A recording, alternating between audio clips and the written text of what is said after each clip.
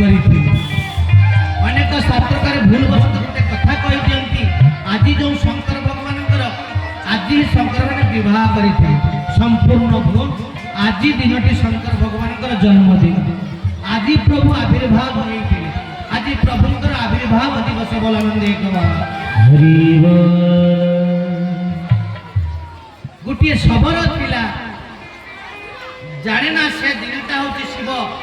चतुर्दशी थिला से बण को जाइए विहार करने मृग शिकार करने घोर अरण्य भितर प्रवेश करिगला विराट झड़ तूफान आसिला यही अवस्था से कौन कर किसी भाभी पारु नहीं प्रबल तूफान प्रबल वर्षा होची यही अवस्था से बण भितर गोटे बेल वृक्ष थिला से बेल वृक्ष मूल को पड़े गला शबरटा जार नाम थिला शार्दूल शबर बेल वृक्ष पाखक पड़े जाइए छिड़ा होती घोर अंधकार भितर विराट बाघर गर्जनता कान में प्रवेश कर बाघ चित्कार करी आसुची ये शार्दूल शबर को भक्षण करिब ये डरे रे कौन करला शार्दूल शबर से बेलवृक्षर गछ अगक पड़े गला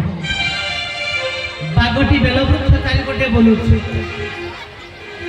शार्दूल शबर विचार करिला आज मो प्राणटा जीव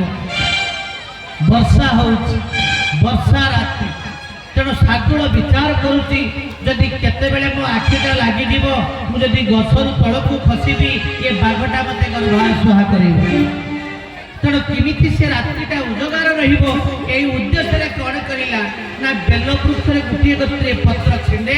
त्रिशाखा बेल पत्र तळकु फुकाडे से जाने ना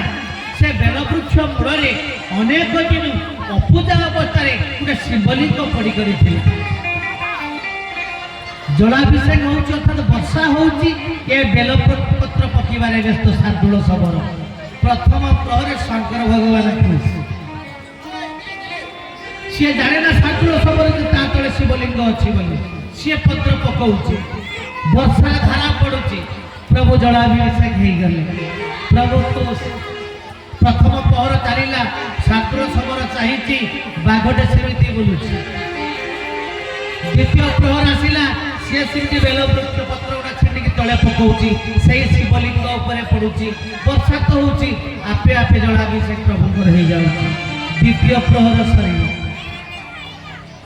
तृतीय प्रहर ठीक सेमिति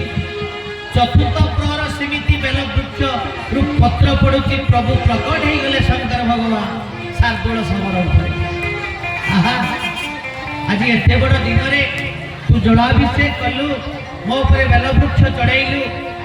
मु तो आज आशीर्वाद करुची तू जेतले तू ये देह को छाड़ीबू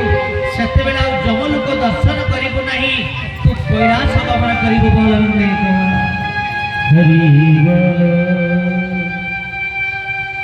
चतुर्थ प्रहर हे गला रात्रि पाई पाई आसीची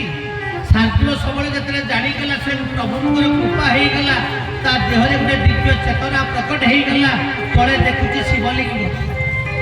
कृतकृत हो गला शार्दूल शबर ता मन रे आ सेमिति भावना नहीं जे मो पशुबद्ध करिबी घर बाहुडा होउची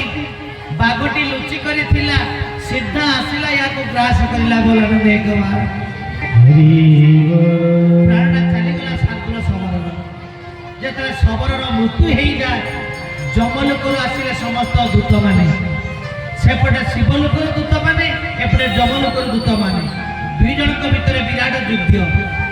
जमदूत माने कहती अनेक पाप करी अनेक बद्ध करी अनेक पशु किए मारी तेणु यह आम नर्क कुंड को नबू बोलानंदे कि कैलाश आसुवा दूत मैंने कहले नहीं ये जेहेतु शिवलोक जीव यथेष्ट पुण्य करी यार पाप तक सबकि नष्ट भ्रष्ट एवं शिव दूत आगे जमदूत माने फेल मारिले ये शार्दूल शबर को नहीं करी गले विचार हैला शंकर भगवान अभय देले आज पाखु शास्त्रले तू आज जाऊ सीमित रहिबु नाही तू मो द्वारीपाल हबु तोर नाम हब सिंहमुखी बोलानंदे शंकर ଯାକୁ ଦ୍ୱାରିପାଳ କୁହାଯାଏ ସେ ସ୍ୱୟଂ ହେଲେ ଶାର୍ଦୁଳ ସବର ବଲାନନ୍ଦ ଏକବାର। ଦ୍ୱିତୀୟରେ ଏ ନନ୍ଦୀ ଭୃଙ୍ଗୀ କେବଳ ଶିବଙ୍କ କଥା ଶ୍ରବଣ କରେ। ଏ ନନ୍ଦୀ ଭୃଙ୍ଗୀ କିଏ? ଇଏ କେମିତି ଶଙ୍କର ଭଗବାନଙ୍କର ପିଲା ହେଲେ?